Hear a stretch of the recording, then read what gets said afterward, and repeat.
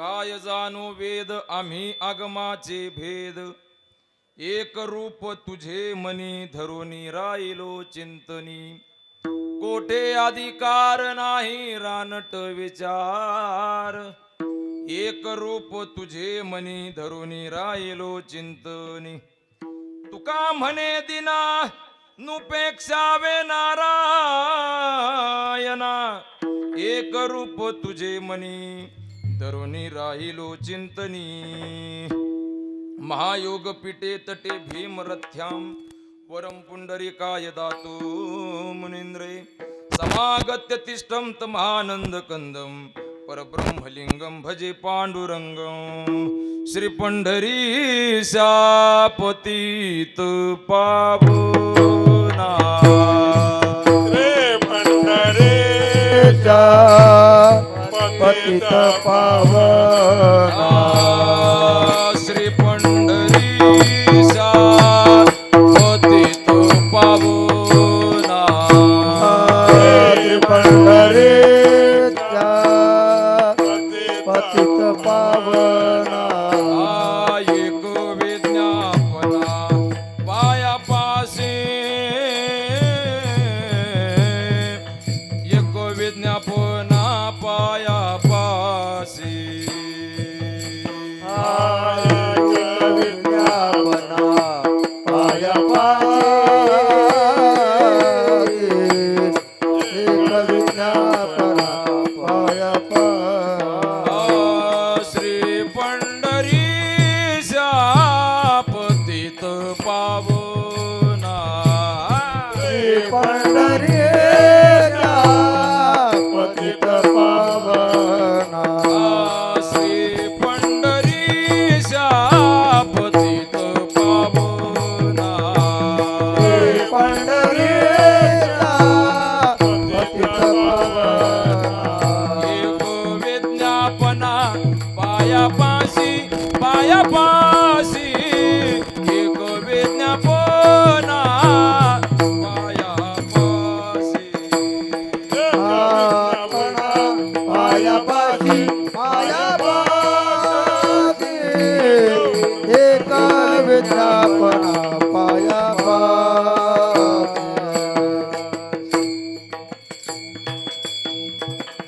नमो सद्गुरु तुकया ज्ञानदीपा, नमो सद्गुरु सच्चिदानंद रूपा, नमो सद्गुरु भक्त कल्याण मूर्ती, नमो सद्गुरु भास्करा पूर्ण कीर्ती आरती तुकाराम.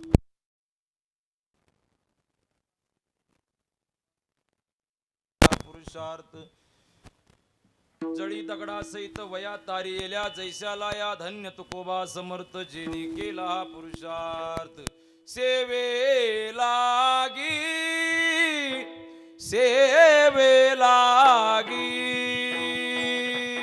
सेवे लागी सेवक झालो बोला. सेवे लागे, सेवे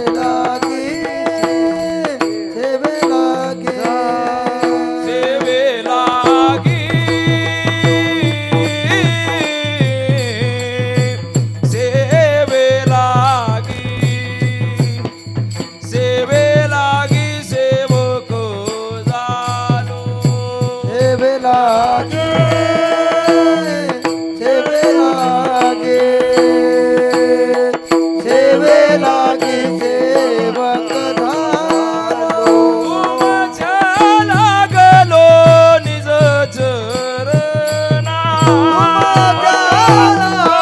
लागलो निज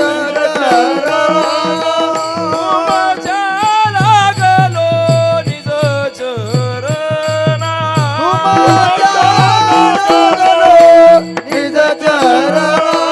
आहो स्वामी आहो स्वामी आहो स्वामी तुक या देवा आहो स्वामी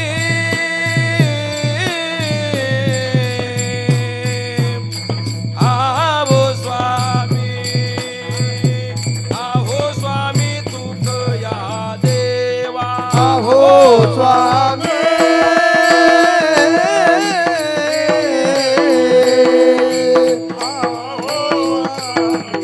आहो स्वामी तुकया देवा आहो स्वामी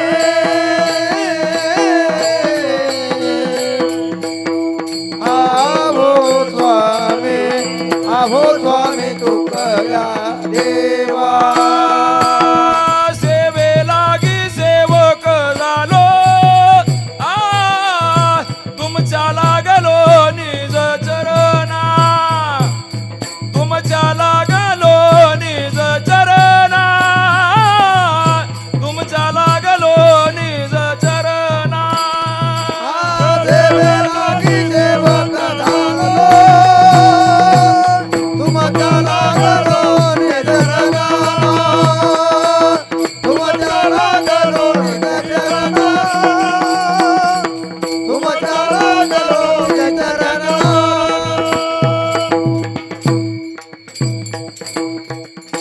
सेवे लागी सेवक झालो तुमच्या लागलो निज चरणा अहो स्वामी तुकया देवा यावरी न करावा वीर मस्तक माझा पायावरी या वार करी संताच्या काय जाणू वेद आम्ही आगमाचे भेद एक रूप तुझे मनी धरून राहिलो चिंतनी कोठे अधिकार नाही रानट विचार एक रूप तुझे मनी धरून राहिलो चिंतनी तुका म्हणे दिना सोडा ना तुका म्हणे दिना नुपेक्षावे नारायणा एक रूप तुझे मनी धरून राहिलो चिंतनी विठ्ठल विठ्ठल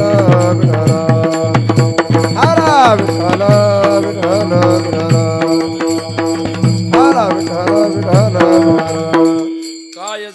विठ्ठल काय जाणो वेद आम्ही आगमाचे भेद एक रूप तुझे मनी धरून राहिलो चिंतनी रानट विचार एक रूप तुझे मनी धरून राहिलो चिंतनी तुका म्हणे दिना नुपेक्षावे नारायणा एक रूप तुझे मनी धरून राहिलो चिंतनी प्रस्तुत कीर्तन रूपी सेवेकरिता म्हणून दाखवलेला अभंग महान भगवत भक्त संत सम्राट जगद्गुरु जगदवंदनीय श्रीमंत श्री तुकोबाराय चैतन्य महाराज यांचा 4 चरणांचा सर्वांच्या पाठांतरातला अगदी पाठांतरातला नसला तरी कानावर नका होईना कधीतरी गेलेला असू शकतो नसलच गेला तर आज मात्र मी अभंग तुमच्या पाठ करूनच जाणार विठ्ठल विठ्ठल हरा विठ्ठल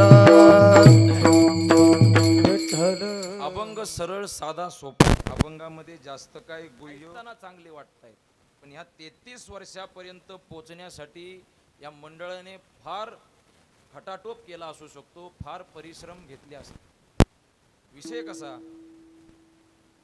पहिल्या वर्षी या मंडळाने ज्या वेळेला विचार केला आपण सप्ताह करू त्यावेळेला विचार केल्यानंतरचं जे प्रथम वर्ष आहे हे तुम्ही आनंदात साजरं केलं असणार परंतु एखादं हे आपलं चालू वर्ष आहे या मंडळाने फार परिश्रमाने आतापर्यंतचा आपला हा कार्यक्रम आनंदाने साजरा करीत आलं आणि ह्याच्या पुढची सुद्धा तुमचं 100 वर्ष हो चंद्र सूर्य आहे तोपर्यंत हे मंडळ हा कार्यक्रम स्थगित राहो पण तो तुमच्या मार्गदर्शनात तुमच्या व्यासपीठामध्ये राहो आता काय करणार देवान दिलेलं 100च वर्ष पण 100 पर्यंत तरी तुम्ही हा कार्यक्रम डोलाडौलाने सांभाळावा आणि महाराज कसं असतं, कार्यक्रमातील काही कीर्तनकार मंडळी ही परिचित आहे.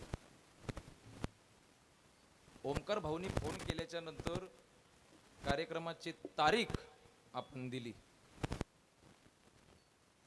कीर्तन सुरू करण्यापूर्वी आधी बसलेल्या श्रोत्यांची माफी मागून सांगतो, आमच्या कीर्तनाचं स्वरूप असे, कीर्तनात कोणतीही गाणी म्हटली जाणार नाही.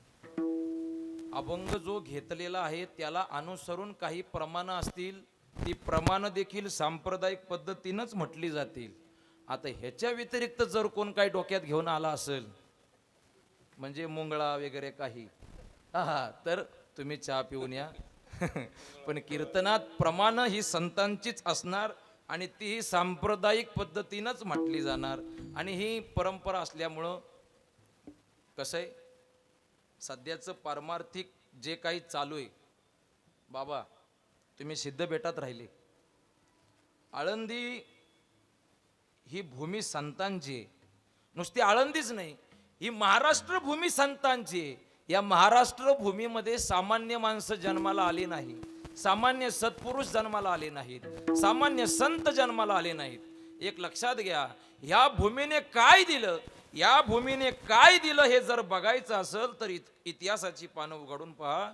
माझ्या ज्ञानोबारायासारखा संत महात्मा या भूमीने दिला, माझ्या जगद्गुरु तुकोबारायासारखा संत महात्मा या भूमीने दिला, छत्रपती शिवरायासारखा शूरवीर या भूमीने दिला, छत्रपती संभाजीराजासारखा शूरवीर या भूमीने दिला, बाळ गंगाधर टिळक, लोकमान्य टिळक यांच्यासारखे सत्पुरुष या भूमीने दिले, डॉक्टर बाबासाहेब आंबेडकर यांच्यासारखे महान पुरुष या भूमीने दिले. ही भूमी सामान्याची नाही, ही भूमी पवित्र आहे. पवित्र ते कुळ, पावन तो देश, जेथे हरीचे दास जन्म घेते, जेथे वैष्णवांचा वास. धन्य भूमी पुण्य देश, धन्य भूमी पुण्य देश, धन्य भूमी पुण्य देश.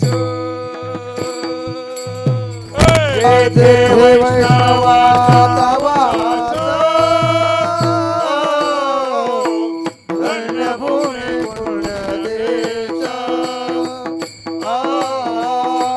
धन्य भूमी पुण्य देश, धन्य भूमी पुण्य देश. जेथे वैष्णवांचा वास,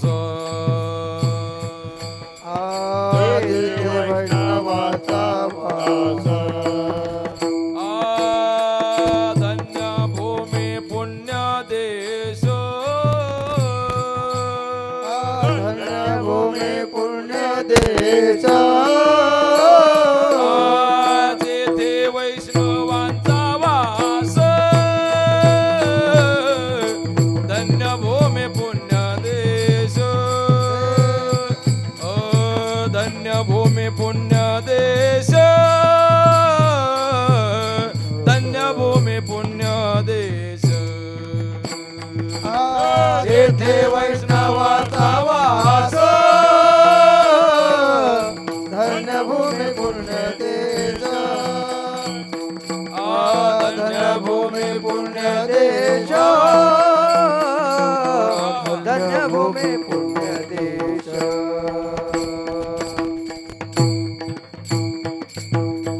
जेथे वैष्णवांचा वास, धन्य भूमी पुण्य देश. ही भूमी संतांची आहे आणि या भूमीमध्ये जन्माला आलेले, अवताराला आलेले महापुरुष सामान्य नाही.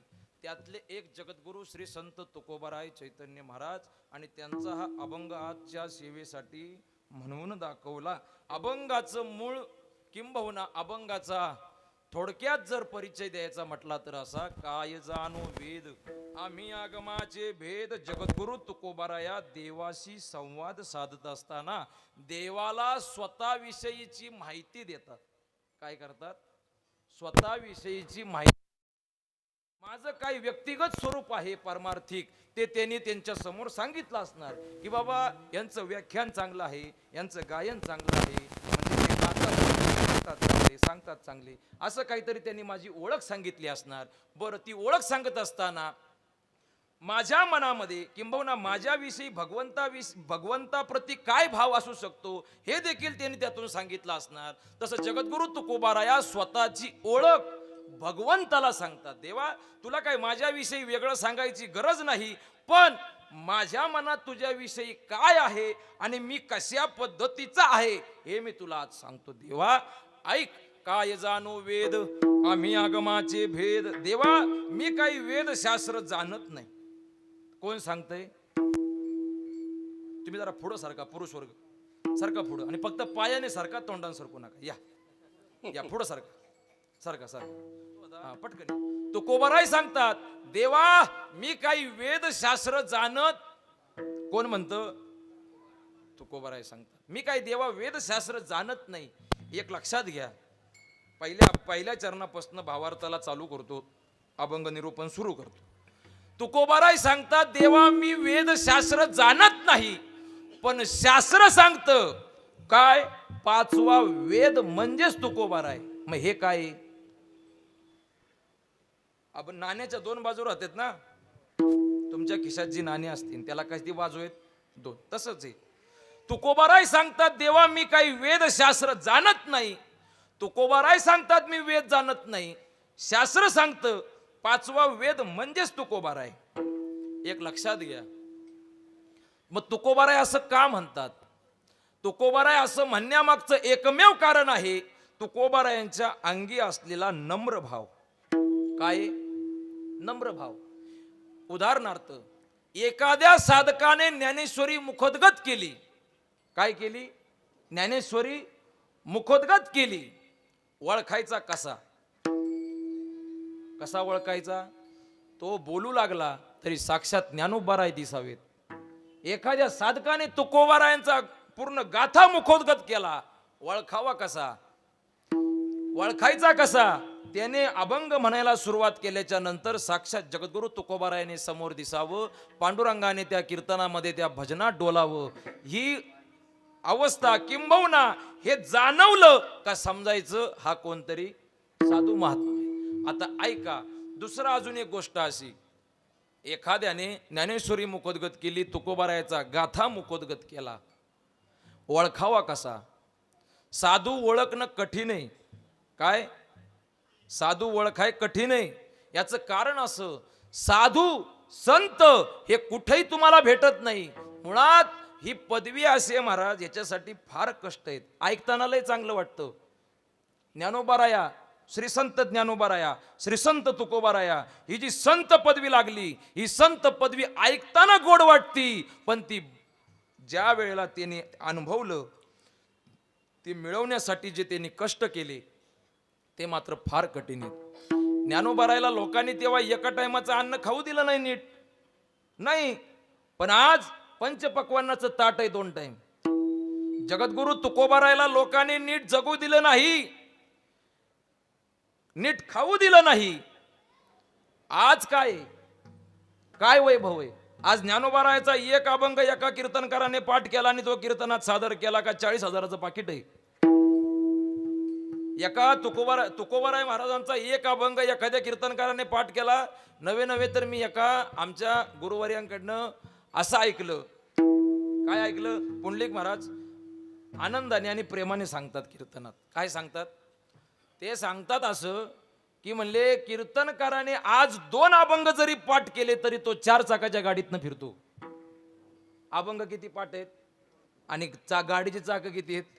मग 4 अभंग पाठ केल्यावर त्याची काय अवस्था होत असेल? महाराज, परमार्थातलं सध्या वातावरण फार वेगळं झालं. असो, मी हळूहळू येणारच आहे त्याच्याकडं. कारण माझा अभंगच त्याला अनुसरून असल्यामुळं मी या सगळ्या गोष्टींना हात लावून जाणार. महाराज, जगद्गुरु तुकोबारायांचा आज एक अभंग सादर केला कीर्तनकाराने का 50,000, 60,000, 70,000चं पाकिट आहे. पण इतरांनी त्या पाकिटांवरती बोलायचं नाही. का बोलायचं नाही? जगद्गुरु तुकोबारायांनी एक अभंग लिहिताना सांगून ठेवलंय का? बाबा सांगून ठेवलं का? असं नाही सांगून ठेवलं. ज्ञानोबारायांनी एक ओवी, ज्ञानोबारायाच्या एका ओवीत एवढं गुह्य आहे.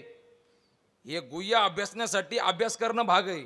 आणि हे गुह्य मला तर वाटतं आतापर्यंत फक्त देगलूरकर महाराजांनाच माहिती असावं, कारण अभ्यास लागतो ना. आता महाराजांना अभ्यास करायचे नाहीत. सकाळ कुठे आहे महाराज? सकाळी कीर्तन. बरोबर. संध्याकाळी तरी आहेत का ना? संध्याकाळी पण कीर्तन. मग तू काकडा करतो कधी? हरिपाठ करतो कधी? तू वाचन करतो कधी? महाराज, हे वेदशास्त्र हे नुसतं असं म्हणताना ऐकताना लय चांगलं वाटतं, पण ह्याच्यात उतरायचं असेल तर तेवढं धाडस लागतं महाराज. एकतर हा परमार्थ दिसताना चांगला वाटतो. आज लांबनं पटकन एक मंडपातनं समजा एखादी व्यक्ती आली, त्याने हे वैभव बघितलं, बाबा काय गायकांचा धोतर आहे, वा काय कीर्तनकाराचा सदर आहे, काय फेटा आहे, पकवाजाची काय शाल आहे, त्याने लांबनं बघितल्याच्या नंतर आनंद वाटला, परंतु इथं येण्यासाठी काय घासाय लागती ही ज्याची त्याला कळती. महाराज, या संतांनी आपल्याला एवढे वाङ्मय उपलब्ध करून ठेवले, फक्त आपल्याला काय करायचं? अभ्यास करायचा. तुकोबारायांनी एवढा गाथा लिहून ठेवला, तरी तुकोबाराय सांगतात, देवा मी काही वेदशास्त्र मी वेद जाणत नाही. तुकोबारायाने असं का म्हणावं? तुकोबारायाने असं म्हणण्यामागचं एकच कारण आहे, जे मला स्वतःला वाटतं. मी कुठनं ऐकलेलं नाही, कुठं वाचलेलं नाही, परंतु मी त्या अभंगाचा ज्यावेळेला अर्थ काढत होतो, ज्यावेळेला त्याच्यावरती विचार करत होतो, मला असं वैयक्तिक जे वाटलं ते मी या कीर्तनाच्या माध्यमातून सांगतो. तुकोबारायांनी मी देवा वेद जाणत नाही, मी काही शास्त्र जाणत नाही, स्पष्ट सांगतात. का सांगतात? तुकोबारायांनी विचार केला असावा, अख्खा वेद शास्त्र, आता हे काय आहे? हे वेदशास्त्र हे करण्यासाठी तेवढं आयुष्य पाहिजे. काय पाहिजे? आयुष्य पाहिजे. याचं कारण असं, पूर्वीचे ऋषी मुनी जे योग याग विधी करत होते, तेव्हा आयुष्य तेवढं होतं. आता आहे का? आता नाही ना. आता तेवढं नाही. पूर्वी 1,00,000 वर्ष आयुष्य शून्य गेला. किती राहिले? माझं गणित कच्चं आहे जरा. मी शून्य काढल्यावरती आकडा सांगा. 1,00,000तनं शून्य गेला, किती राहिले? 10,000. एक शून्य कमी झाला, किती? 1000तला एक शून्य परत देवान काढला, किती राहिले? किती? देव तो पण शून्य काढायच्या तयारीत होता, पण संतांनी देवाचे पाय धरले. देवा आता काय 100तनं शून्य कमी करायच्या भानगडीत पडू नको, ते आहे ते 100 तसेच राहू दे. अल्पायुष्य मानव देव शत गणिले ते अर्ध रात्र खाय, पुढे बालत्व पीडा रोग क्षय, काय भजनाशी उरले ते पाये का देवा. अरे बालपणात 10 वर्ष गेली, बाकीचं करायचं कधी? शून्य आता कमी करायच्या भानगडीत पडूच नको. मग देवाने 100 वर्षाचं आयुष्य ठेवलं, तेवढं कोण जगत नाही आता. त्याच्या कर्मावर पण डिपेंड आहे. काय कोणी किती जागावं, काय कर्म केले, किती बांधू करले, तसं आयुष्य कमी होतं. आयुष्य कमी होतं महाराज. मग आता 100 वर्षाचं आयुष्य. मग तुकोबारायाने विचार केला असावा की वेदशास्त्र, बरं वेदशास्त्र पठन करून मिळणार तरी काय? मिळणार तरी काय? कारण ह्या वेद श्रुती आमच्या देवाचे गुण गातात. काय करतात? या वेद असतील, शास्त्र, पुराण, श्रुती हे देवाचेच गुण गातात. मग मी डायरेक्ट देवाकडे गेलो तर काय बिघडते? काय बिघडते? याचं कारण असं, ज्ञानोबारायांनी सुद्धा सांगितलं, वेद मार्गाने जर तुम्हाला जायचं असेल तर निश्चित भगवंताची प्राप्ती होईलच का? शंका आहे. काय शंका आहे? योगयाग विधी येणे नव्हे सिद्धी, वायाची उपाधी योग याग विधी हा फक्त तुमच्या अंतकरणातला दंभ वाढवू शकतात, परंतु भगवंतापर्यंत पोचवतीलच याची शाश्वती. आता तुम्ही म्हणाल तुम्ही असं का सांगता? एक उदाहरण सांगतो. एक माझं उदाहरण घ्या. म्हणजे माझं उदाहरण का घ्या? तुमचं सांगितलं असतं, पण मला इथनं कीर्तन संपल्यावर जायचं, मग तुमच्यावर बोलून कशाला उगाच? मी माझं सांगतो. एक काळ असा होता, लोक कीर्तनाची तारीख घेतल्याच्या नंतर माझ्या नावाच्या आधी फक्त हब लावित होती. काय करीत होती? फक्त हब लावित होती. आता मी अजूनपर्यंत तरी कोणाला सांगितलं नाही की असंच नाव टाका, पण आज कितीतरी पत्रिकांमध्ये जर बघितलं, कोण वारकरी रत्न टाकतो, कोण वारकरी भूषण टाकतो, मग कोणी राष्ट्रीयच टाकतो, मग कोणी अनेक अमुक काही पदव्या लागतात. आता ते पत्रक बघितल्याच्या नंतर मी इतरांच्या नावा पुढचा हबप बघतो आणि माझा वारकरी भूषण बघितला का मला काय झाला? गर्व झाला की नाही? गर्व झाला म्हणजेच दंभ झाला. या उपाध्या आपला दंभ माजवू शकतात. काय करतात? दंभ माजवतात. आज एखाद्याने ज्ञानेश्वरी पाठ केल्याच्या नंतर, ज्ञानेश्वरी पाठ केल्याच्या नंतर जर त्याच्या अंगात नम्रता भाव नसेल, अर्थ नाही ना. एखादी कला प्राप्त केली, गायन असेल, वादन असेल, कीर्तन असेल, ही कला प्राप्त केल्याच्या नंतर, मी हेच उदाहरण सांगितलं होतं एका ठिकाणी. बाबा तुम्ही आज इथं आहेत, तुमच्या समोरच सांगतो. तिकडं नाशिक भागाकडे गेलो. माझा अभंग वेगळा होता, पण काही विषयाला विषय येऊन असाच काहीसा विषय आला. अहंकार. दंभ म्हणजे काय आहे? अहंकारच आहे. अहंकार. एखाद्या कलाकाराने कला प्राप्त केल्याच्या नंतर त्याच्याकडं दोन माता येतात. किती माता येतात? माता म्हणजे देवी. दोघी जणी येतात. एक येते ती सरस्वती आणि दुसरी येते ती म्हणजे अवदसा. कोण येते? अवदसा. एखादा वाजवणारा कलाकार असेल म्हणजे पखवाज, वाजवणारा म्हणजे पखवाज वाजवणारा जो कलाकार असेल, ती सरस्वती माता येते आणि त्यांच्या बोटावर बसते. कुठं बसते? बोटावर. अवदसा बसते डोक्यावर. ऐका, एखादा गायक असेल, त्यानं आपली कला संपादन केल्याच्या नंतर ती सरस्वती माता येते आणि त्याच्या कंठात बसते. आणि अवदसा कुठं बसते? डोक्यावर. एक लक्षात घ्या, पूर्ण ऐका, मध्ये मी परत सांगणार नाही. जेवढं मला ठरलंय तेवढंच मी सांगून जाणार आहे. आता एखादा कीर्तनकार झाला. आता कीर्तनकार झाल्याच्या नंतर त्याने चांगले चांगले पूर्ण प्रमाण पाठ केली. ज्ञानेश्वरीच्या अनेक ओव्या पाठ केल्या, भागवतातल्या अनेक ओव्या पाठ केल्या. चांगला कीर्तनकार नावलौकीला आला. आल्याच्या नंतर ती सरस्वती माता येते आणि त्याच्या जिभेवर बसते. आणि अवदसा, आता नीट ऐका, ही सरस्वती बोटावर, कंठावर आणि वाचेवर कधीपर्यंत? जोपर्यंत त्या कलाकाराच्या अंगामध्ये ग येत नाही, अहंकार येत नाही, दंभ माजवत नाही, तोपर्यंत या सरस्वती माता हातावर, कंठावर, मुखावर स्थगित राहणार, शाबूत राहणार. एखाद्या दिवशी भरगच्च मंडप बघितला आणि कीर्तनकाराने नको ते वक्तव्य केलं का? माझाच अभ्यास, बाकीचे खुळे, हा विचार त्यानं केला आणि आपल्या पद्धतीनं सांगायला सुरुवात केली. ती सरस्वती माता विचार करते, माझं इथं थांबणं चुकीचं आहे, मी जाते. पण ती जाताना आपल्या बहिणीला निरोप देऊन जाते, जागा मोकळी सोडू नको. सरस्वती जाते, अवदसा बसते. परिणाम काय? तो वक्ता असेल, कीर्तनकार असेल, त्याच्या मुखातनं अर्वाच्य आणि जे समाजासाठी उत्तम नाही, चांगलं नाही, ते बाहेर पडतं. परिणाम असा होतो, ज्या लोकांनी त्या कीर्तनकाराला, वक्त्याला वरती आणला, तीच लोक त्याला पुन्हा का नेतात? अहंकार. बर, एखाद्या गायकाला वाटलं माझ्यासारखा ताना मारूच शकत नाही. सरस्वती माता अवदसेला सांगते, मी जरा नाश्ता करून येते, तू आता खाली ये. सरस्वती माता जाते, अवदसा काय करते? त्याच्या कंठात जाऊन बसते. परिणाम काय? चॉकअप होतो. असा जसा माझा झालाय. विठ्ठल हर हर हर विठ्ठल. जगद्गुरु तुकोबारायांनी एवढ्या अभंगांची रचना केली. रचना करत असताना त्यांच्या मनामध्ये कोणताही अहंकार नव्हता. ज्ञानोबारायांनी ज्ञानेश्वरीच्या एवढ्या ओव्या लिहिल्या. ओव्या लिहित असताना त्यांच्या मनात कोणाविषयी एवढा अहंकार नव्हता, नम्र भाव होता.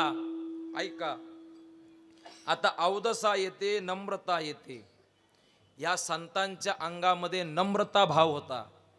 संत पदाला पोचले, नम्र भाव होता. आपल्या अंगात नम्र भाव नाही. आपली चुकून जर एखाद्याला लात लागली, आपण काय त्याच्या पाय नाही पडत, दोन ठोकू त्याच्या, आपण पाय नाही पडायचो. संतांचं तसं नाही. ज्ञानोबारायांचं उदाहरण घेतलं महाराज. ज्ञानोबारायांच्या झोळीमध्ये मधुकरी मागून आणलेल्या झोळीमध्ये लोकांनी माती टाकावी, तरी सुद्धा माझ्या ज्ञानोबारायांनी त्यांना हात जोडावे, नमस्कार करावा, निघून जावं. काय नम्र भाव होता महाराज. धन्य ते संसारी दयावंत, दयाशील भाव त्यांच्या अंगामध्ये होता महाराज. जगद्गुरु तुकोबाराय सांगतात, देवा मी वेदशास्त्र जाणत नाही. हे म्हणण्यामागं कारण असं, तुकोबारायांना माहीत आहे की योग याग विधी हा फक्त आपल्या दंभ माजवू शकतात, आपल्याला भगवंतापर्यंत पोचवतीलच याच्यात मात्र शंका आहे. पण जगद्गुरु तुकोबारायांनी सुद्धा हे जाणलं. नवे नवे नाथबाबांनी सुद्धा सांगितलं की कोटी कोटी यज्ञ नित्य ज्याचा नेम, कोटी कोटी यज्ञ नित्य ज्याचा नेम, कोटी कोटी यज्ञ नित्य ज्याचा नेम, कोटी कोटी यज्ञ नित्य ज्याचा नेम, एक हरिनाम जपता गडे, एक हरिनाम जपता गडे, एक हरिनाम जपता गडे, एक हरिनाम जपता गडे, कोटी कोटी यज्ञ नित्य ज्याचा नेम, कोटी कोटी यज्ञ नित्य ज्याचा नेम, कोटी कोटी यज्ञ नित्य ज्याचा नेम, कोटी कोटी यज्ञ नित्य ज्याचा नेम, एक हरिनाम जपता घडे, एक हरिनाम जपता घडे, एक हरिनाम जपता घडे, एक हरिनाम जपता घडे.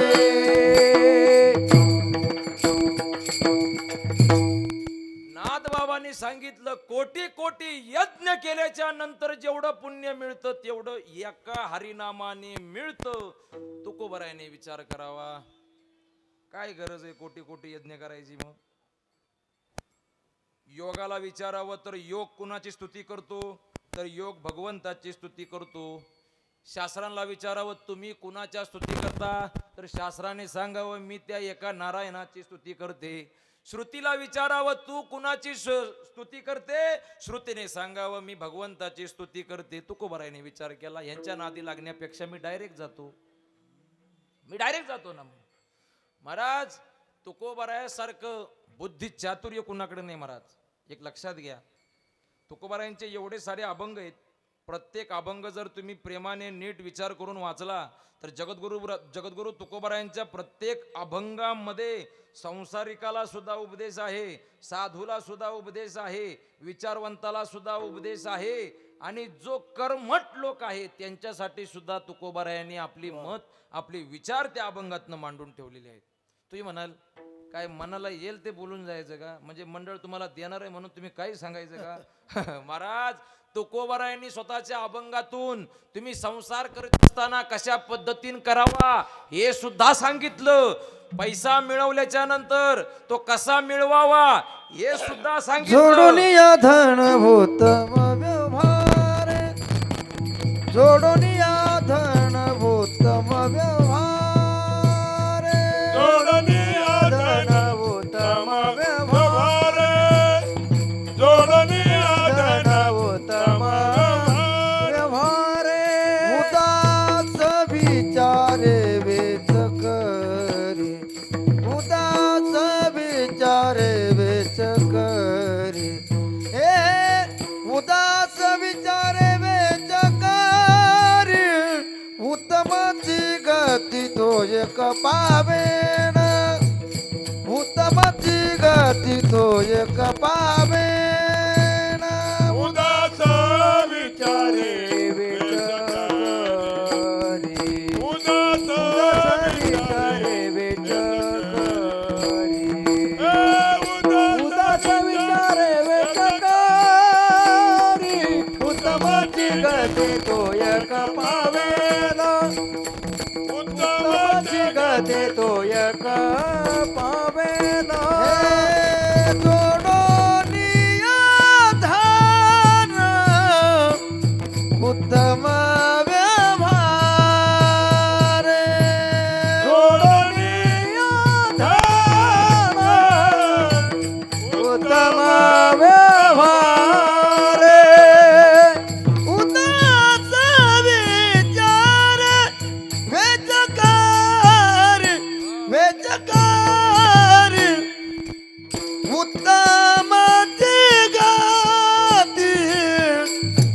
एक पावेल उत्तमाची गती तो एक पावेल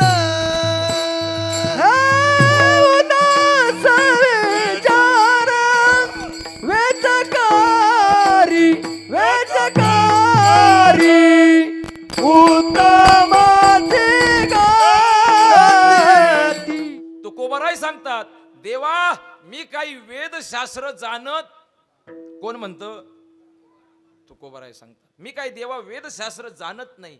एक लक्षात घ्या पहिल्या चरणापासून भावार्थाला चालू करतो अभंग निरूपण सुरू करतो. तुकोबाराय सांगतात देवा मी वेदशास्त्र जाणत नाही पण शास्त्र सांगतं काय पाचवा वेद म्हणजेच तुकोबाराय. मग हे काय आपण नाण्याच्या दोन बाजू राहतात ना तुमच्या खिशात जी नाणी असतील त्याला किती बाजू आहेत दोन तसंच आहे. तुकोबाराय सांगतात देवा मी काही वेदशास्त्र जाणत नाही. तुकोबाराय सांगतात मी वेद जाणत नाही शास्त्र सांगतं पाचवा वेद म्हणजेच तुकोबाराय. एक लक्षात घ्या मग तुकोबाराय असं का म्हणतात. तुकोबाराय असं म्हणण्यामागचं एकमेव कारण आहे तुकोबारायांच्या अंगी असलेला नम्र भाव. काय नम्र भाव. उदाहरणार्थ एखाद्या साधकाने ज्ञानेश्वरी मुखोद्गत केली. काय केली ज्ञानेश्वरी मुखोद्गत केली. ओळखायचा कसा कसा ओळखायचा. तो बोलू लागला तरी साक्षात ज्ञानोबाराय दिसावेत. एखाद्या साधकाने तुकोबारायांचा पूर्ण गाथा मुखोद्गत केला ओळखावा कसा ओळखायचा कसा. त्याने अभंग म्हणायला सुरुवात केल्याच्या नंतर साक्षात जगद्गुरु तुकोबारायाने समोर दिसावं. पांडुरंगाने त्या कीर्तनामध्ये त्या भजनात डोलावं. ही अवस्था किंबहुना हे जाणवलं का समजायचं हा कोणतरी साधू महात्मा आहे. आता ऐका दुसरा अजून एक गोष्ट अशी एखाद्याने ज्ञानेश्वरी मुखोद्गत केली तुकोबारायाचा गाथा मुखोद्गत केला ओळखावा कसा. साधू ओळखणं कठीण आहे. काय साधू ओळखाय कठीण आहे. याचं कारण असं साधू संत हे कुठेही तुम्हाला भेटत नाही. मुळात ही पदवी असे महाराज याच्यासाठी फार कष्ट आहेत. ऐकताना लय चांगलं वाटतं. ज्ञानोबाराया श्री संत ज्ञानोबाराया श्री संत तुकोबाराया ही जी संत पदवी लागली ही संत पदवी ऐकताना गोड वाटती पण ती ज्या वेळेला त्यांनी अनुभवलं ती मिळवण्यासाठी जे त्यांनी कष्ट केले ते मात्र फार कठीण आहेत. ज्ञानोबारायला लोकांनी तेव्हा एका टायमाचं अन्न खाऊ दिलं नाही नीट नाही पण आज पंचपक्वान्नाचं ताट आहे 2 टाइम. जगद्गुरूचा अभंगच त्याला अनुसरून असल्यामुळं मी या सगळ्या गोष्टींना हात लावून जाणार. महाराज जगद्गुरु तुकोबारायांचा आज एक अभंग सादर केला कीर्तनकाराने का 50,000 60,000 70,000चं पाकिट आहे पण इतरांनी त्या पाकिटांवरती बोलायचं नाही. का बोलायचं नाही. जगद्गुरु तुकोबारायांनी एक अभंग लिहिताना सांगून ठेवलंय का बाबा सांगून ठेवलं का असं नाही सांगून ठेवलं. ज्ञानोबारायांनी एक ओवी ज्ञानोबारायाच्या एका ओवीत एवढं गुह्य आहे. हे गुह्य अभ्यासण्यासाठी अभ्यास करणं भाग आहे आणि हे गुह्य मला तर वाटतं आतापर्यंत फक्त देगलूरकर महाराजांनाच माहिती असावं कारण अभ्यास लागतो ना. आता महाराजांना अभ्यास करायचे नाहीत. सकाळ कुठे महाराज सकाळी कीर्तन बरोबर संध्याकाळी तरी आहेत का ना संध्याकाळी पण कीर्तन. मग तू काकडा करतो कधी हरिपाठ करतो कधी तू वाचन करतो कधी. महाराज हे वेदशास्त्र हे नुसतं असं म्हणताना ऐकताना लय चांगलं वाटतं पण ह्याच्यात उतरायचं असेल तर तेवढं धाडस लागतं महाराज. एकतर हा परमार्थ दिसताना चांगला वाटतो. आज लांबनं पटकन एक मंडपातनं समजा एखादी व्यक्ती आली त्यांनी हे वैभव बघितलं बाबा काय गायकांचा धोतर आहे वा काय कीर्तनकाराचा सादर आहे काय फेटा आहे पकवाजाची काय शाल आहे. त्यांनी लांबनं बघितल्याच्या नंतर आनंद वाटला परंतु इथं येण्यासाठी काय घासाय लागती ही ज्याची त्याला कळती. महाराज या संतांनी आपल्याला एवढे वाङ्मय उपलब्ध करून ठेवले फक्त आपल्याला काय करायचं अभ्यास करायचा. तुकोबारायांनी एवढा गाथा लिहून ठेवला तरी तुकोबाराय सांगतात देवा मी काही वेदशास्त्र मी वेद जाणत नाही. तुकोबारायाने असं का म्हणावं. तुकोबारायाने असं म्हणण्यामागचं एकच कारण आहे, जे मला स्वतःला वाटतं. मी कुठनं ऐकलेलं नाही, कुठं वाचलेलं नाही, परंतु मी त्या अभंगाचा ज्या वेळेला अर्थ काढत होतो, ज्या वेळेला त्याच्यावरती विचार करत होतो, मला असं वैयक्तिक जे वाटलं ते मी या कीर्तनाच्या माध्यमातून सांगतो. तुकोबारायांनी मी देवा वेद जाणत नाही, मी काही शास्त्र जाणत नाही, स्पष्ट सांगतात. का सांगतात? तुकोबारायांनी विचार केला असावा. अख्खा वेद शास्त्र, आता हे काय आहे? हे वेद शास्त्र हे करण्यासाठी तेवढं आयुष्य पाहिजे. काय पाहिजे? आयुष्य पाहिजे. याचं कारण असं, पूर्वीचे ऋषी मुनी जे योग याग विधी करत होते तेव्हा आयुष्य तेवढं होतं. आता आहे का? आता नाही ना. आता तेवढं नाही. पूर्वी 1,00,000 वर्ष आयुष्य शून्य गेला. किती राहिले? माझं गणित कच्चं आहे जरा. मी शून्य काढल्यावरती आकडा सांगा. 1,00,000तनं शून्य गेला, किती राहिले? 10,000. एक शून्य कमी झाला, किती? 1000तला एक शून्य परत देवान काढला, किती राहिले? किती? देव तो पण शून्य काढायच्या तयारीत होता, पण संतांनी देवाचे पाय धरले. देवा आता काय 100तनं शून्य कमी करायच्या भानगडीत पडू नको. ते आहे ते 100 तसेच राहू दे. अल्पायुष्य मानव देव शत गणिले ते अर्धरात्र खाय. पुढे बालत्व पीडा रोग क्षय काय भजनाशी उरले ते पाये का देवा. अरे बालपणात 10 वर्ष गेली, बाकीचं करायचं कधी? शून्य आता कमी करायच्या भानगडीत पडूच नको. मग देवाने 100 वर्षाचं आयुष्य ठेवलं. तेवढं कोण जगत नाही आता. त्याच्या कर्मावर पण डिपेंड आहे.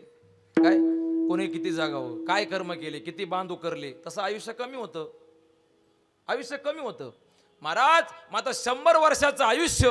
मग तुकोबारायाने विचार केला असावा की वेदशास्त्र, बरं वेदशास्त्र पठन करून मिळणार तरी काय? मिळणार तरी काय? कारण ह्या वेद श्रुती आमच्या देवाचे गुण गातात. काय करतात? या वेद असतील, शास्त्र, पुराण, श्रुती हे देवाचेच गुण गातात. मग मी डायरेक्ट देवाकडे गेलो तर काय बिघडते? काय बिघडते? याचं कारण असं, ज्ञानोबारायाने सुद्धा सांगितलं, वेद मार्गाने जर तुम्हाला जायचं असेल तर निश्चित भगवंताची प्राप्ती होईलच का? शंका आहे. काय शंका आहे? योगयाग विधी येणे नव्हे सिद्धी, वायाची उपाधी योग याग विधी हा फक्त तुमच्या अंतकरणातला दंभ वाढवू शकतात, परंतु भगवंतापर्यंत पोचवतीलच याची शाश्वती. आता तुम्ही म्हणाल तुम्ही असं का सांगता? एक उदाहरण सांगतो. एक माझं उदाहरण घ्या. म्हणजे माझं उदाहरण का घ्या? तुमचं सांगितलं असतं, पण मला इथनं कीर्तन संपल्यावर जायचं. मग तुमच्यावर बोलून कशाला उगाच? मी माझं सांगतो. एक काळ असा होता, लोक कीर्तनाची तारीख घेतल्याच्या नंतर माझ्या नावाच्या आधी फक्त हब लावित होती. काय करीत होती? फक्त हब लावित होती. आता मी अजूनपर्यंत तरी कोणाला सांगितलं नाही की असंच नाव टाका, पण आज कितीतरी पत्रिकांमध्ये जर बघितलं, कोण वारकरी रत्न टाकतो, कोण वारकरी भूषण टाकतो, मग कोणी राष्ट्रीयच टाकतो, मग कोणी अनेक अमुक काही पदव्या लागतात. आता ते पत्रक बघितल्याच्या नंतर मी इतरांच्या नावा पुढचा हबप बघतो आणि माझा वारकरी भूषण बघितला का मला काय झाला? गर्व झाला की नाही? गर्व झाला म्हणजेच दंभ झाला.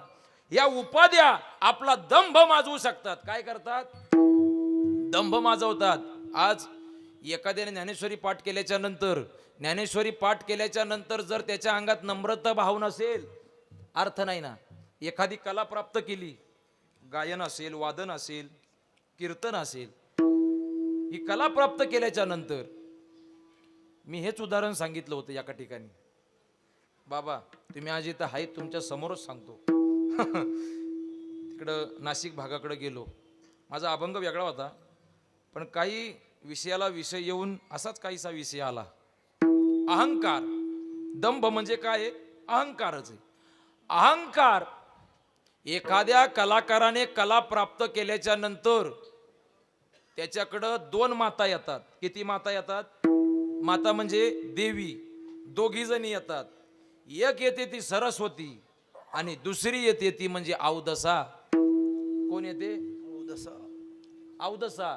एखादा वाजवणारा कलाकार असेल म्हणजे पखवाज, वाजवणारा म्हणजे पखवाज वाजवणारा जो कलाकार असेल, ती सरस्वती माता येते आणि त्यांच्या बोटावर बसते.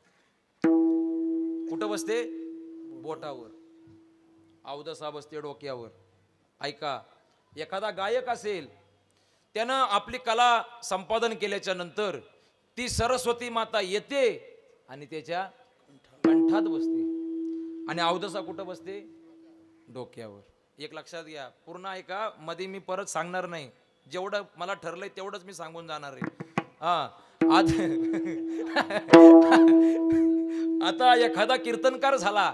आता कीर्तनकार झाल्याच्या नंतर त्याने चांगले चांगले पूर्ण प्रमाण पाठ केली. ज्ञानेश्वरीच्या अनेक ओव्या पाठ केल्या, भागवतातल्या अनेक ओव्या पाठ केल्या. चांगला कीर्तनकार नावलौकिला आला.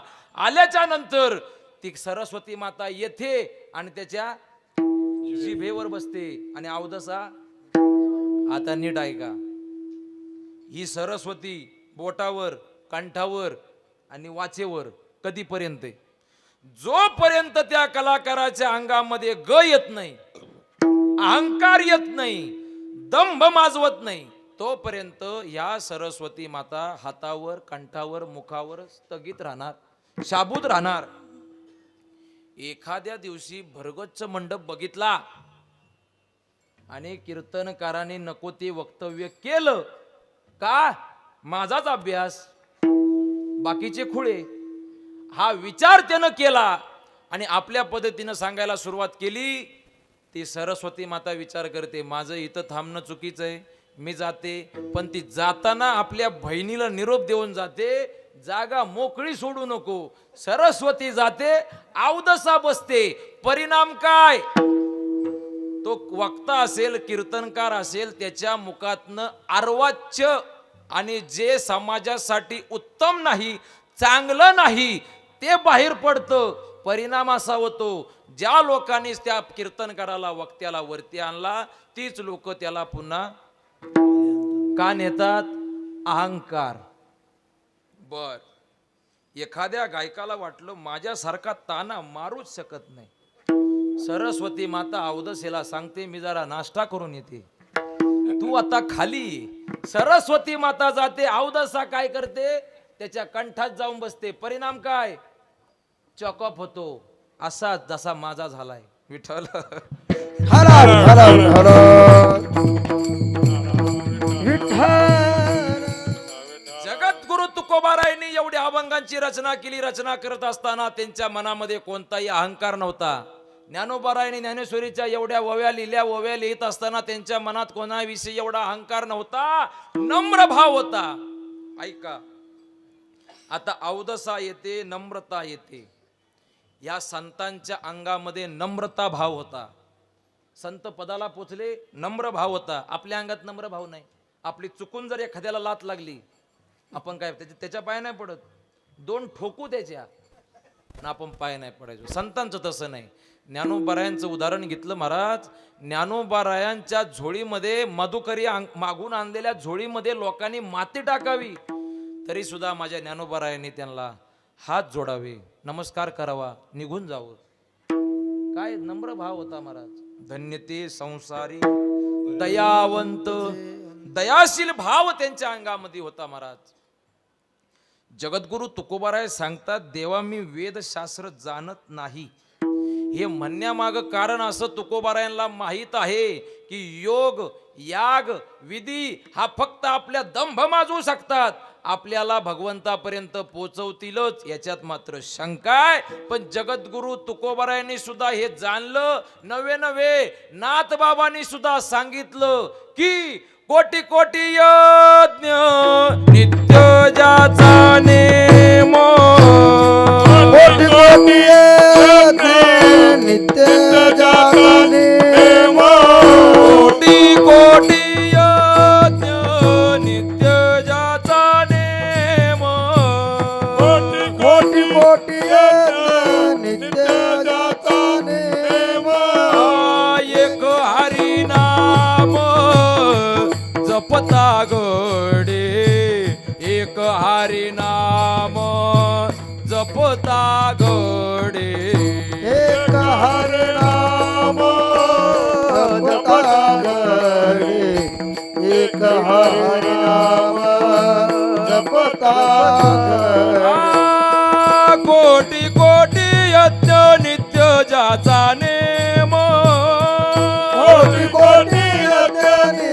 जाता नेम कोटी कोटी यज्ञ नित्य जाता नेम कोटी कोटी यज्ञ नित्य जाता नेम एक हरी नाम जपता घडी एक हरी नाम जपता घडे एक हरि नाम जपता घडी एक हरि नाम जपता घडी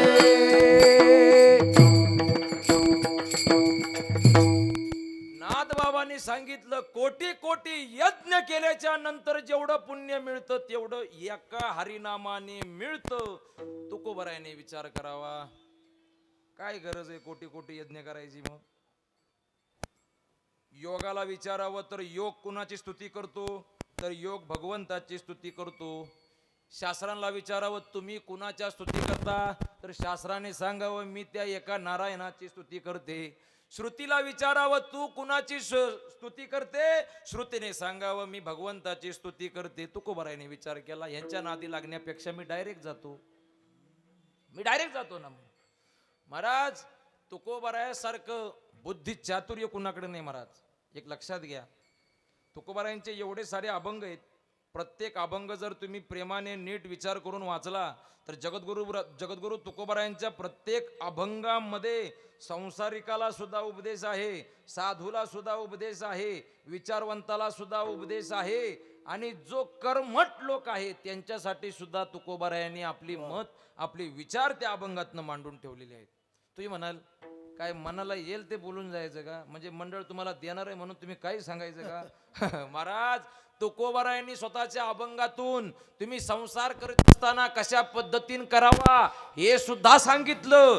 पैसा मिळवल्याच्या नंतर तो कसा मिळवावा हे सुद्धा सांगितलं. जोडून या धन भूतम व्यवहार जोडून या धन भूतम व्यवहार जोडून या धन भूतम व्यवहार जोडून या धन भूतम व्यवहार उदास विचारे वेच करी उदास विचारे वेच करी हे उदास विचारे वेच करी उत्तमाची गती तो एक पावेन उत्तमाची गती तो एक पावेन उदास विचारे वेच करी उदास विचारे वेच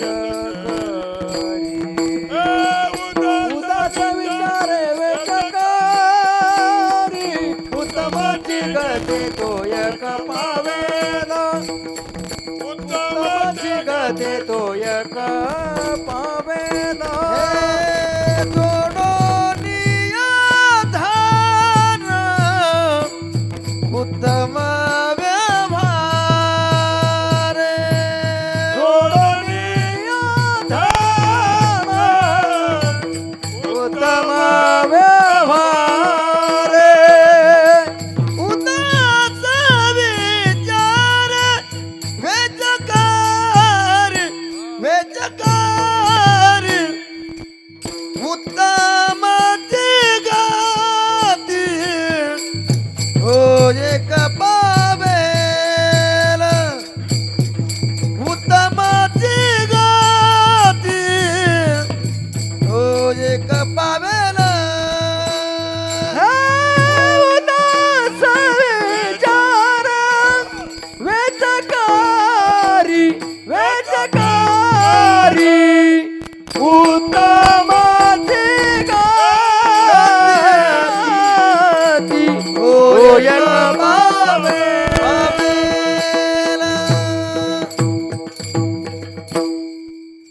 ज्ञानोबरायांनी सुद्धा सांगावं योगाची वाटा जे निघाले गा सुबटा तया दुःखाचा चिवाटा भागाला. काय तुकोबरायांची अभंग रचना आपल्याला समजली. संसारकाला सुद्धा उपदेश आहे, साधूला सुद्धा उपदेश आहे आता ज्ञानोबाराय सुद्धा सांगतात काय, हे योग शास्त्राच्या नादी लागणं चांगलं नाही. ज्ञानोबाराय सांगतात जे योगाच्या वाटेने गेले त्यांचं काय चांगलं झालं. योगाची वाटा जो निघालेगा सुबटा, या दुःखाचाची वाटा भागा आला. तुमच्या पदरात दुःख पडेल परंतु भगवंताची प्राप्ती होईलच का, शंका आहे. मगाशी आपला एक विषय निघाला, दंभ माजवतात. काय करतात, दंभ माजवतात. आपला विषय असा होता, दंभ माजवतात. आता दंभ माजवतात म्हटल्यानंतर काय होतं, या पदव्या आपल्या दंभ माजवतात. काय दंभ माजवतात, आता महाराज बऱ्याच लोकांनी आपल्या पदव्या चालू केल्या. कोण राष्ट्रीय लावतो, कोण अगदी कीर्तन मार्तंड, कीर्तन केसरी, राष्ट्रीय कीर्तनकार नाही, राष्ट्रीय जनावर ऐकलाय. हा हा म्हणजे आम्हाला इतिहासात शिकवलं, इतिहासातच शिकवतात ना, इतिहासातच ना.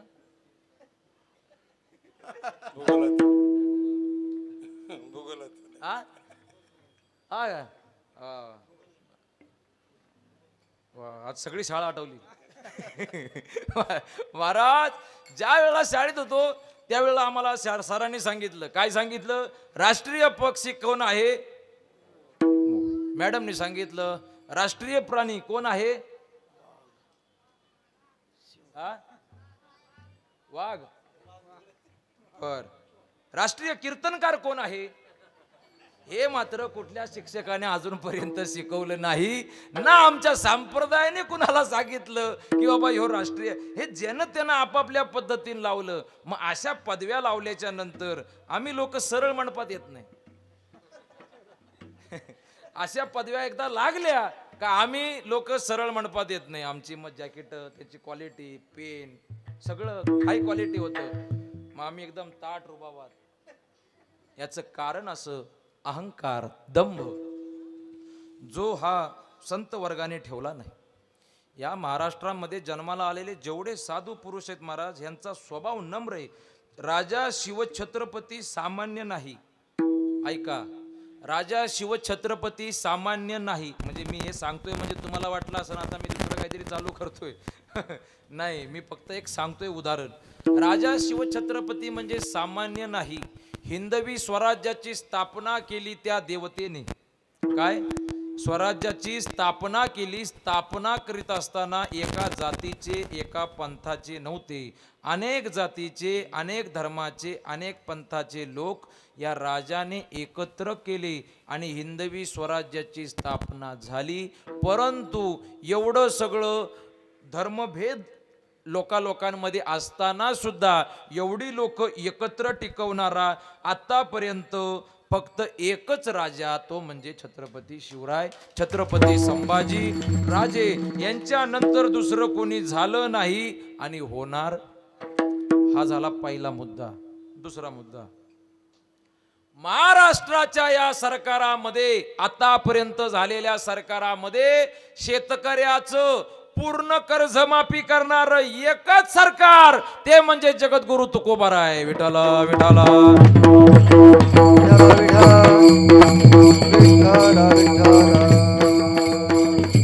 महाराज दुष्काळ पडला, दुष्काळ. लोक अन्न करता मरू लागली. लोक मेली यात नवल नाही. श्री एक अन्न करता मेली. दुष्काळात महाराज स्वतःची बायको सुद्धा महाराज गेली.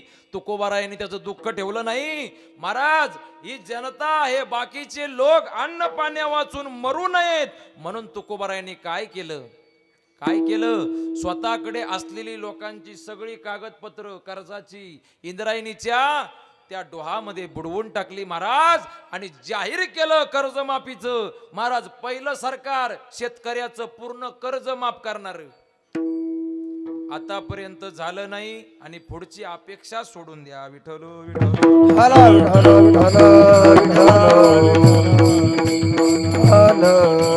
जगद्गुरु तुकोबाराय देवाला सांगतात, देवा मी काय ह्या तुझा अभ्यास करत असताना, हे ज्ञान संपादन करीत असताना मी काही योग शास्त्र जाणत नाही रे देवा, मला सांभाळून घे. फक्त देवा मी काय करतो, मी तुझ्या भक्तीशी एवढा एकनिष्ठ आहे, किती एकनिष्ठ सांगित असताना अभंगाच्या दुसऱ्या चरणात, एक रूप तुझे म्हणे तुझे म्हणे एक रूप तुझे म्हणे एक रूप तुझे म्हणे धरून राहिलो चिंतने धरून राहिलो चिंतने एक रूप तुझे म्हणे म्हणे एक रूप तुझे म्हणे धरून राहिलो चिंतने धरून राहिलो चिंतने एक रूप तुझे म्हणे एक रूप तुझे म्हणे एक रूप तुझे म्हणे धरून राहिलो चिंतने धरून राहिलो चिंतने धरून राहिलो चिंतने एक रूप तुझे म्हणे धरून राहिलो चिंतने धरून राहिलो चिंतने धरून राहिलो चिंतने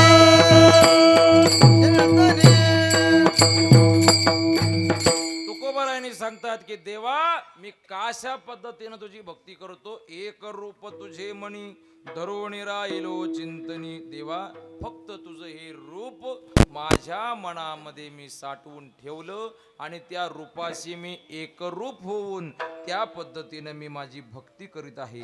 महाराज लक्षात घ्या हे वर्णन करणारे अनेक प्रमाण आहेत अनेक प्रमाण उदाहरणार्थ चित्ती तुझे पाय डोळा रूपाचे ध्यान चित्ते तुझे पाय डोळा रूपाचे ध्यान चित्ते तुझे पाय डोळा रूपाचे ध्यान चित्ते तुझे पाय डोळा रूपाचे ध्यान अखंड मुखे नाम तुमचे वर्णावे गुण अखंड मुखी नाम तुमचे वर्णावे गुण अखंड मुखी नाम तुमचे वर्णावे गुण अखंड मुखी नाम तुमचे वर्णावे गुण हेच एक तुम्हा मागतो मी दातारा हेच एक तुम्हा मागतो मी दातारा हे तुम्हा मागतो मी दातारा हे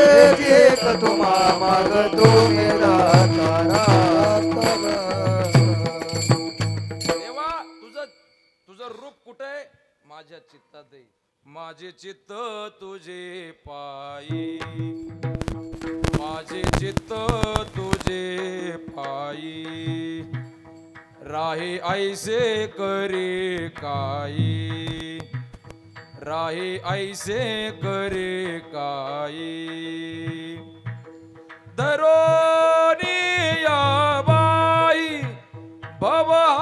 भवहातारी दातारा भवहातारी दातारा चतुरा तो शिरोमणी चतुरा तो शिरोमणी चतुरा तो शिरोमणी चतुरा तो शिरोमणी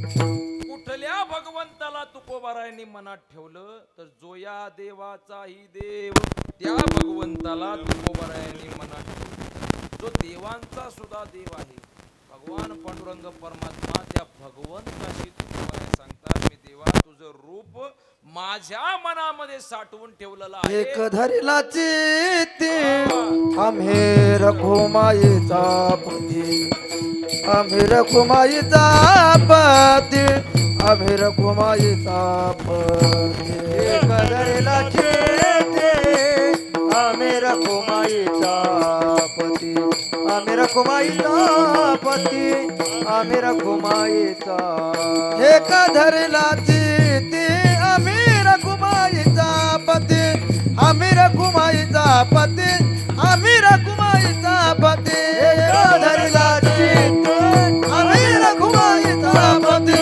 आम्ही रखुमाईचा पती आम्ही रखुमाईचा पती एक धरिला चित्ती आम्ही रकुमाईचा पती देवा बास तुझ्या एका रूपाशी तुझ्या एका नामाशी मी एकरूप झालेलो आहे. आता ह्याच्या व्यतिरिक्त मात्र मला काय दुसरं सुचत नाही आणि दुसरं काही मी करणार देखील.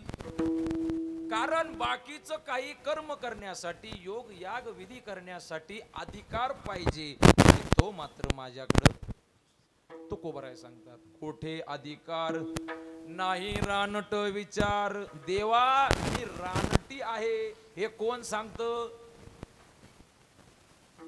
कोण बोलतय तुकोबराय बोलतात. कुणाला बोलतात स्वतःला म्हणतात मी रानटी आहे हे विशेषण तुकोबराय स्वतःला वापरतात.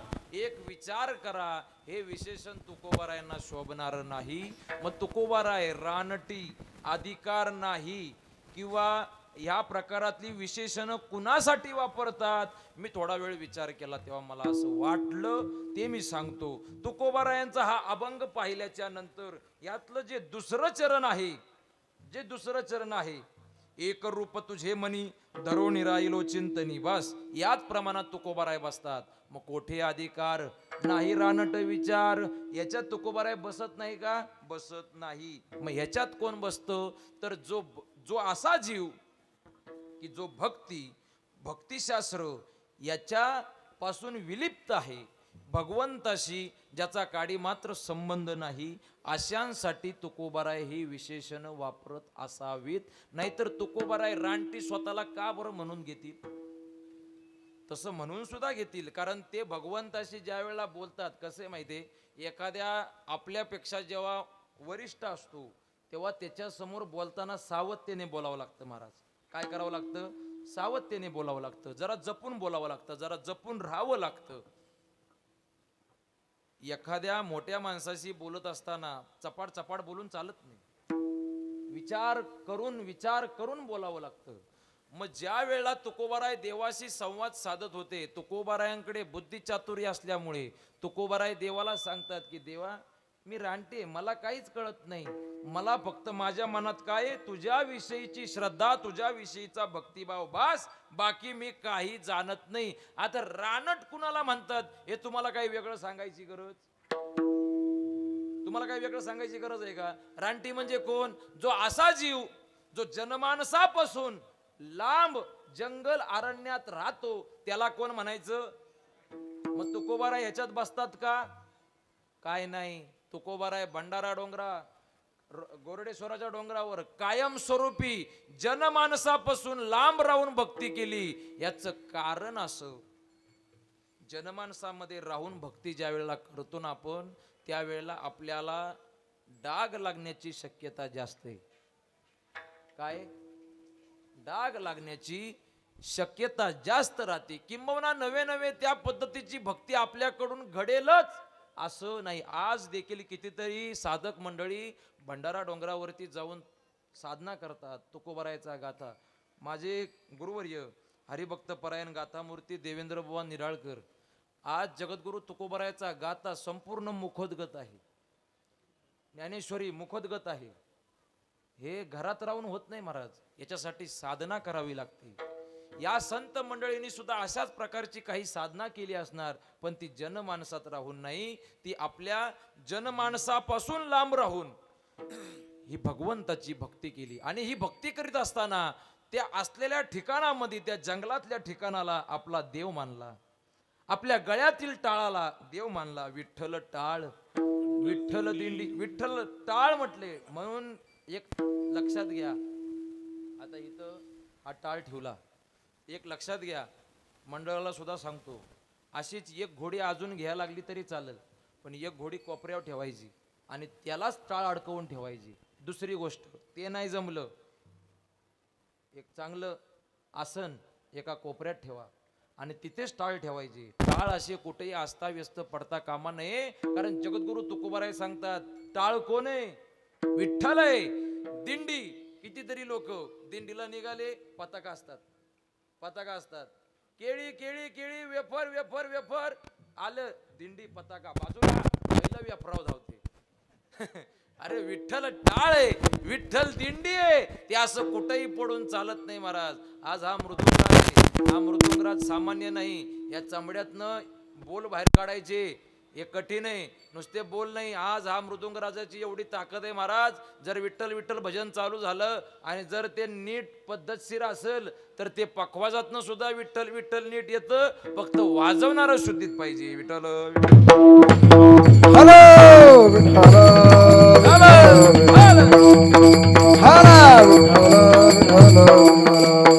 आज आपल्या लोकांना भजनाचा विसर पडला महाराज. आज फड परंपरेमध्ये बघितलं, देऊ आळंदी या ठिकाणी जर तुम्ही फड परंपरेत ना, भजनाला एवढं प्राधान्य आहे, भजनाला फड परंपरेत एवढं प्राधान्य आहे. परंतु आपलं तसं नाही. कीर्तनकार येणार पाऊण तास लेट, मग तो आला का 50-60च्या स्पीडनी रामकृष्ण हरी. रूपाचा अभंग असा बोलतो, रूप पाहता रोचनी सुख झाले व साजनी, तू हा विठ्ठल बरवा, तू हा माधव बरवा. कधी संपला कधी सुरू झाला काहीच पत्त्या लागत नाही. आणि तुकोबाराय सांगतात, तुका म्हणे येते भजन प्रमाण, काय थोरपण जाळावे ते, काय थोरपण जाळावे ते, काय थोरपण जाळावे ते, काय थोरपण जाळावे. तुका म्हणे येते भजन प्रमाण, काय थोरपण जाळावे ते, काय थोरपण जाळावे ते. तुका म्हणे येते भजन प्रमाण, काय थोरपण जाळावे ते, काय थोरपण जाळावे ते, जाळावे ते. तुका म्हणे येते भजन प्रमाण, भोजन आधी का नंतर ते ज्याचं त्यानं ठरवा, पण भजनच प्रमाण आहे. परंतु कीर्तनातलं भजन कोणतं असावं याला सुद्धा मात्र काय आहे, बंधन मात्र आमच्या संतांनी सांगितलेलं आहे. कीर्तनामध्ये नामस्मरण कोणतं असावं याला सुद्धा संतांनी बंधन सांगितलेलं आहे. करावे कीर्तन मुखी गावे हरीचे गुण, किंबहुना वर्णाविते थोरी, एका विठ्ठलाची कीर्ती मानवाची करू नये. कीर्ती मानवाची वरून कीर्ती मानवाची वरून वर्णाविते थोरी एका विठ्ठलाची, वर्णाविते थोरी एका विठ्ठलाची, कीर्ती मानवाची करू नये.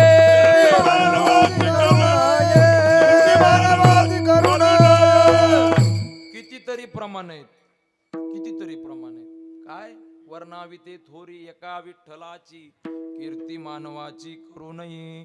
कीर्तनामध्ये भगवंता सोडून दुसऱ्याचं गुण गाऊ नये.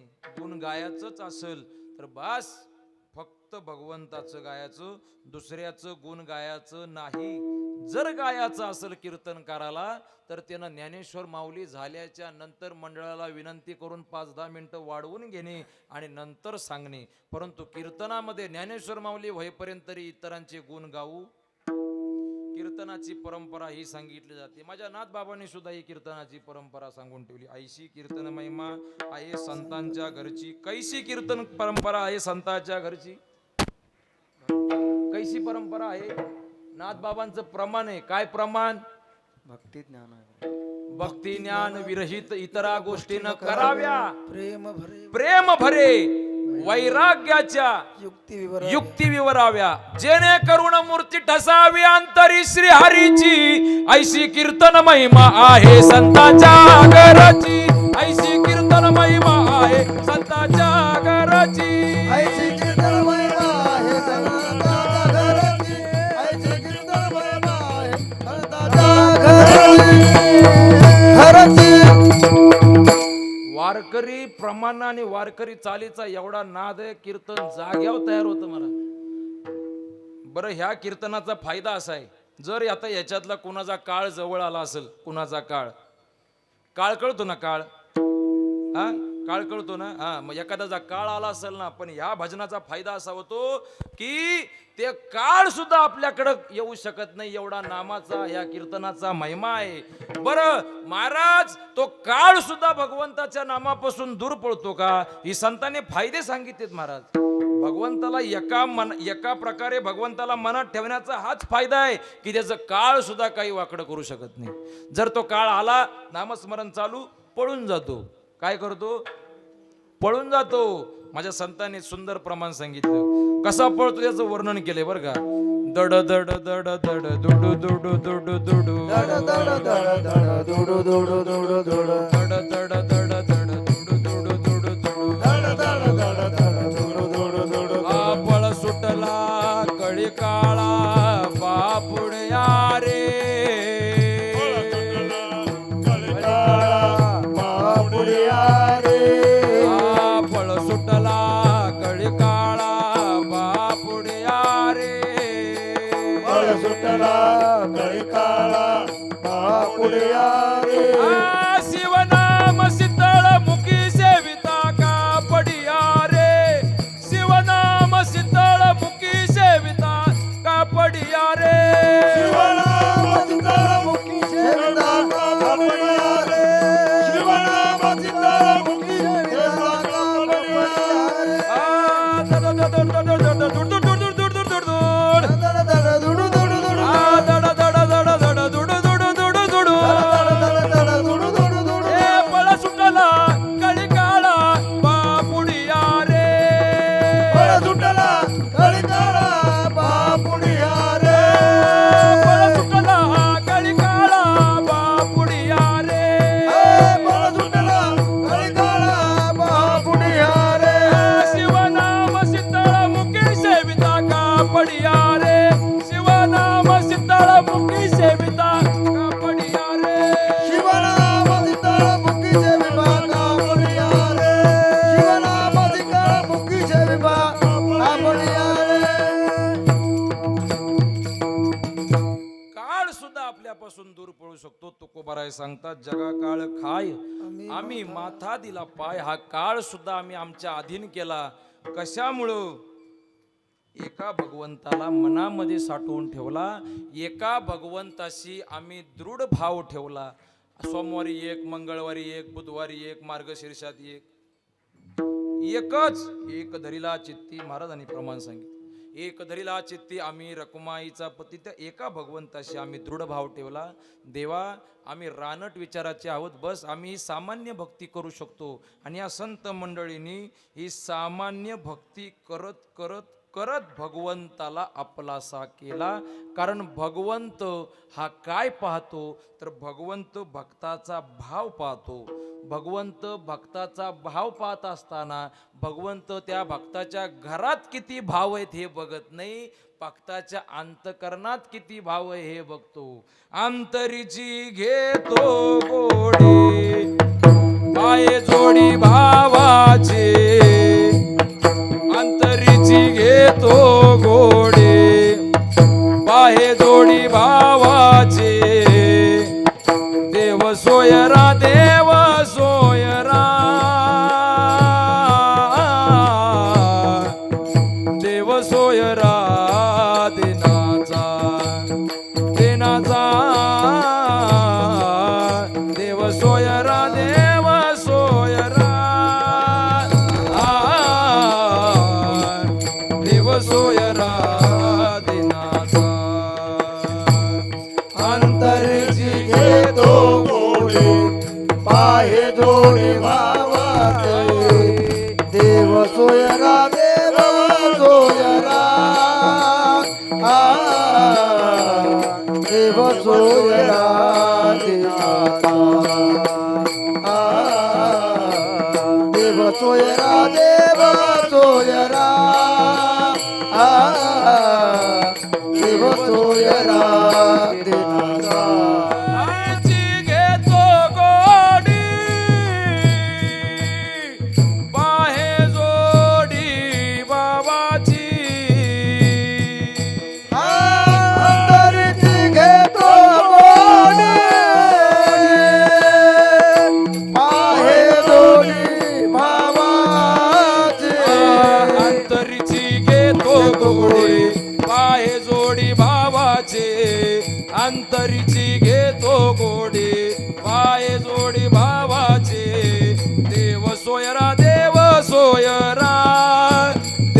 सोयरा देव सोयरा दिनाचा दिनाचा देव सोयरा देव सोयरा दिनाचा अंतरीची घेतो गोडी आहे जोडी भावाचे देव सोयरा देव सोयरा देव सोयरा दिनाचा देव सोयरा देव सोयरा देव सोयरा दिनाचा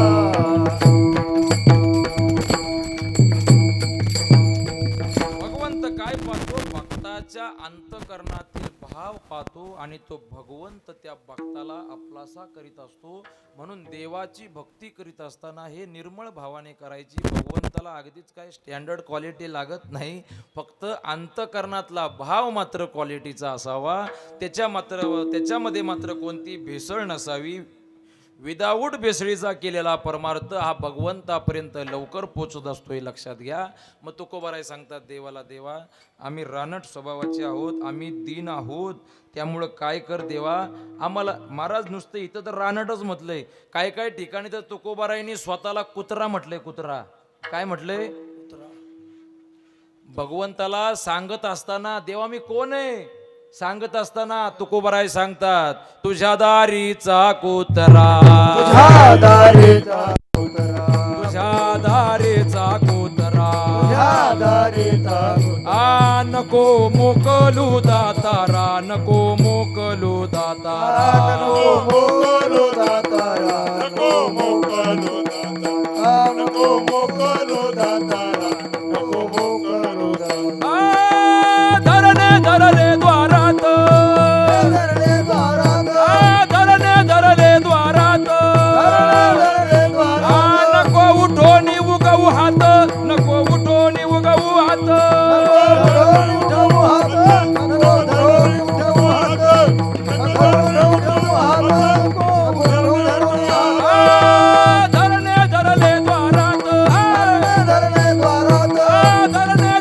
द्वारात धरले द्वारात नको उठो उगवू हात नको उठो उगवू हात नको उठवू हात नको उठवू हात उठवू हात नको उठवू हात देवा मी काय तुझ्या दारातला कुत्रा होतो, फक्त तू काय कर माझ्यावरती हात उगारून. असं कुत्र्याचा स्वभाव आहे, त्याच्यावरती कुणी हात उगारला कुणी त्याला हकलण्याचा प्रयत्न करताना हात उगारतो, आपण त्याला ओरडतो, त्यावेळेला तो कुत्रा निघून जातो. मग कुत्र्याचा स्वभाव देवा असा आहे की जर तू हात उगारला तर मी निघून जाऊ शकतो, कारण मी त्यावेळेला कुत्रा अवस्थेला असणार आहे. त्याच्यामुळं तू काय कर माझ्यावरती हात उगारू नको, जेणेकरून मी तुझं द्वार सोडून निघून जाईन. असं काही करू नको देवा, मी कुत्रा आहे तुझ्या दारातला, मी दीन आहे, तू का म्हणे दीना तुका म्हणे दीना तुका म्हणे दीना तुका म्हणे दीना तुका म्हणे दीना तुका म्हणे दीना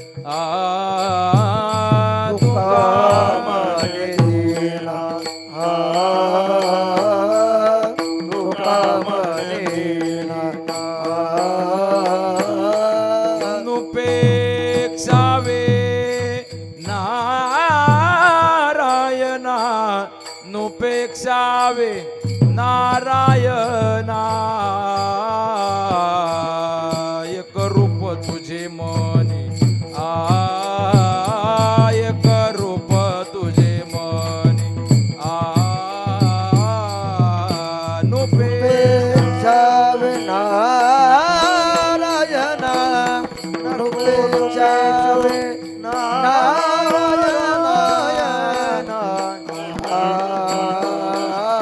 नुपेक्षा रूप तुझे मनी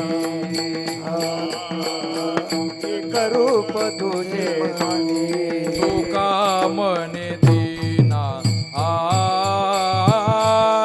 तुका मने दीना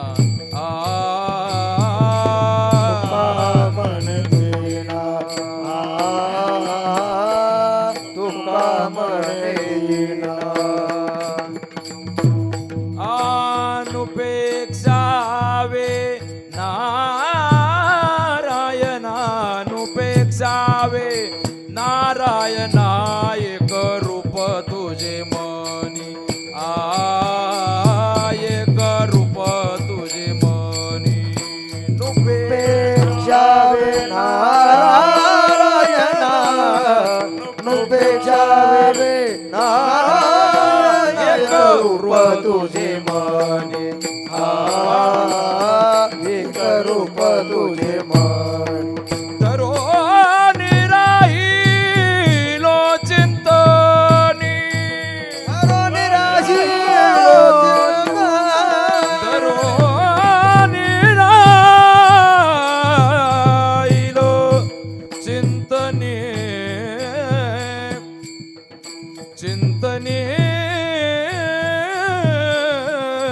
चिंतनी थोडा रिपीट सोडा रिपीट धरोनी राहिलो चिंतनी धरोनी राहिलो चिंतनी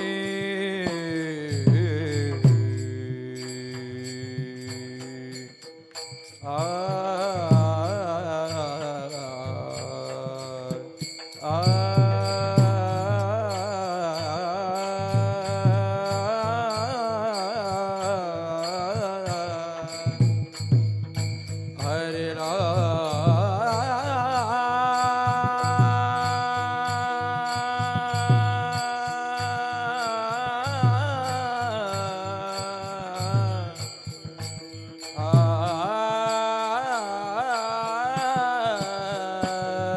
धरोनी राहिलो चिंतनी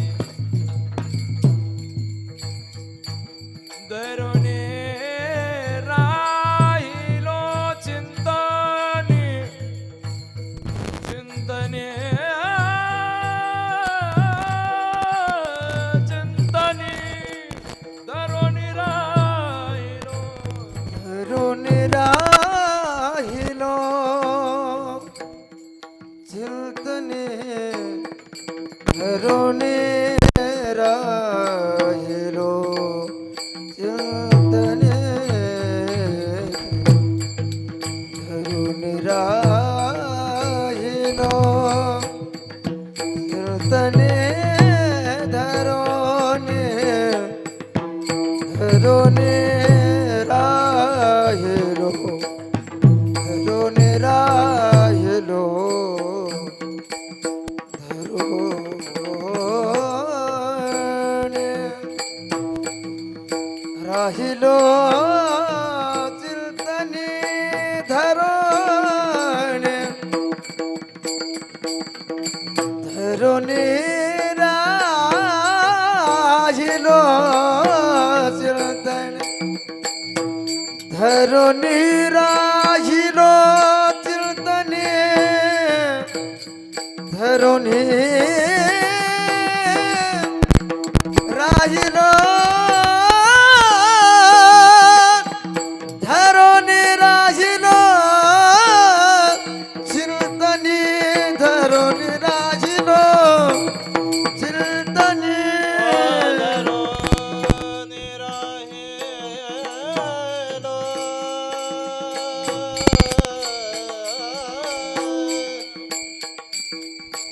धरुनि राहिलो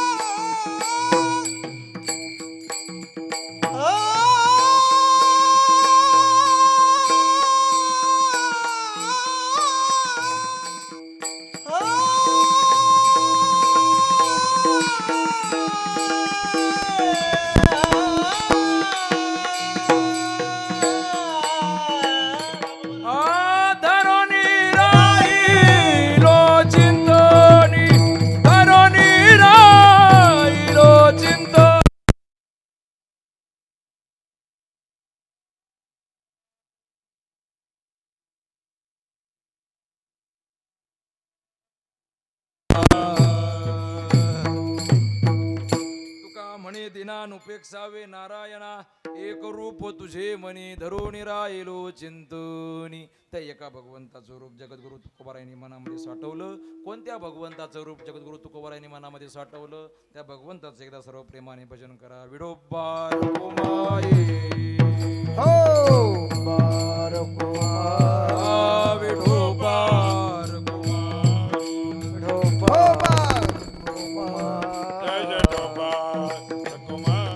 आल्याच्या नंतर आपल्याला भजन चालू करायचे. नाही तर तुमचे हात खाली व्हायला आणि तुकोबाराय निघून जायला एक वेळ नको व्हायला. आणि अशा पद्धतीनं माझे पण हात वरतीच आहेत ना. म्हणजे असू द्या. मग या मंडळाचं आणि या सर्वांचा मी मनापासून आभारी आहे. गायकांनी सुद्धा कोणताही भेदभाव न करता माझ्यावरती छान 2 तासात प्रेम दाखवलं. मनापासून तुमचा आभारी आहे. दोन्ही कलाकारांनी या वादकांनी चांगल्या प्रकारे मला कीर्तनामध्ये अगदी व्यवस्थित साथ दिली. म्हणजे इतर साथीची मला काही गरज लागली नाही. या दोघांचा मनापासून मी आभारी आहे. तुम्हा सर्व रसिक मायबापांचा मनापासून आभारी आहे. कारण तुमच्या विना हे कीर्तन अधुरं होतं आणि तुम्ही आलात.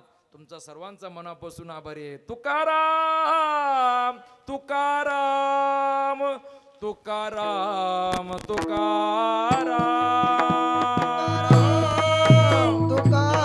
एक ताळी एक. तुकाराम तुकाराम तुकाराम तुकाराम तुकाराम तुकाराम.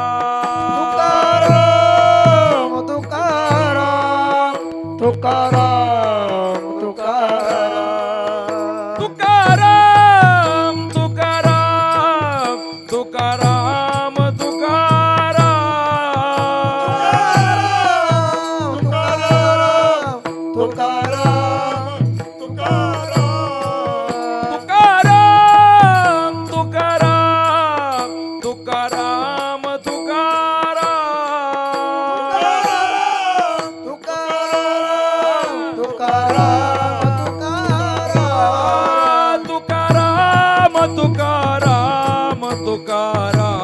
तुकाराम